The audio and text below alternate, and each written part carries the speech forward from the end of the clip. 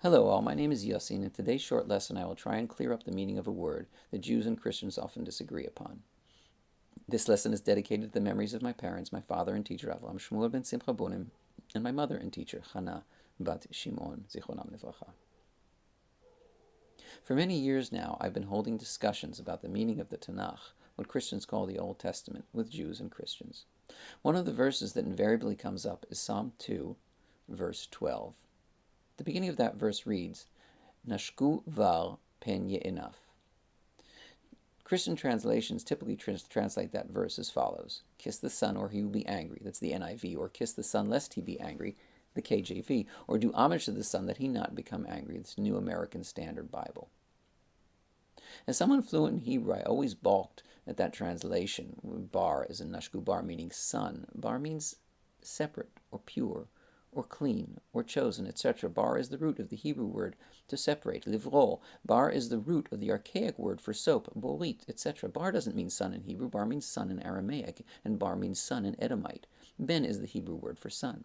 Well, a couple of years ago, I got into an argument with a Jew who believes that Jesus is the Messiah, who showed me that none other than the great medieval commentator Avraham Ibn-Ezra says that bar means son. Well, it turns out that I embarrassingly misread the Ibn-Ezra. I felt a bit foolish, but I also knew that I had to investigate. I found that there were other commentators, such as the Radak, Rabbi David Kimchi, who accepted the Ibn Ezra's explanation. While on the other hand, I also found many commentators that disagreed, such as the great Rashi.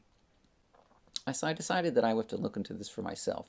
The path of my investigation was fascinating. It led me to meet Professor Uriel Seamon, former head of the Bible department at Bar Ilan University and probably the world's foremost expert on Ibn Ezra, into something that totally changed the way I study the Tanach.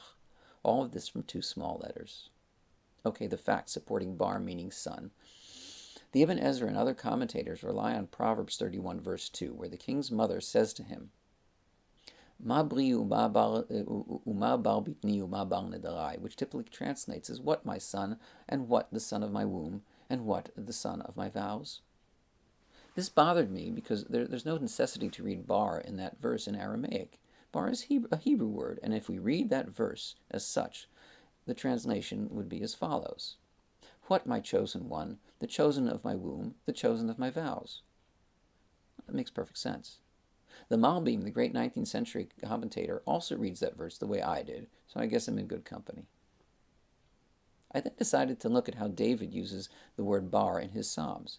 Psalm 24 verse 4, Naki kopayim uvar levav, he who is clean, who has clean hands and a pure heart. Psalm 18 verse 21, Ki vol yadai yashivli, according to the cleanliness of my hands he recompenses me. Psalm 18 verse 25, Ki vol yadai leneged einav, according to the cleanliness of my hands before his eyes. Psalm 19 verse 9, Mitzvat Hashem bara mi'irat einaim, the commandment of the Lord is clear, enlightening the eyes. Psalm 73 verse 1, Ach Tov Yisrael Elokim levarei levav. Truly God is good to Israel, to the pure of heart. And of course, there's the psalm and the verse in question, Psalm 2 verse 12, where the use of the word bar, meaning purity, fits perfectly well. As I said earlier, the Hebrew word for son is ben, and that appears in verse 7 of Psalm 2, the same one that we're investigating. Hashem amar elai b'ni ani hayom yaladaticha. The Lord said to me, you are my son, this day I have begotten you. So it would be highly unlikely if David chose to use the word Baal to mean son in a psalm where he just used the word Ben to mean son. I then decided to look at how many times the word Ben and Baal with the meaning son appear in the Tanach. According to the concordance, the word Baal as son, as in Bar Mitzvah, appears 4 times in Daniel, 4 times in Ezra, 3 times in Mishlei, which is Proverbs, and once in the psalm that we're discussing. On the other hand, the word Ben as son appears 4,891 times in the Tanakh. Well, the books of Daniel and Ezra are partially written in Aramaic, and they're post-exilic, so it's not surprising to find Baal as son in those books. We are therefore left with 2 verses, the verse from Proverbs and Psalm 2:12. As I demonstrated earlier, however, the verse in Proverbs makes perfect sense if Baal is read as chosen. So the current tally is 4,891 to 1. One more point, grammar. The term Nashku Var, if we accept Nashku to mean kiss and Baal to mean son, would translate as kiss son, because there's no definite article. In other words, there's no the in that phrase. And if we accept those words to mean kiss and son, then the meaning is nonsensical.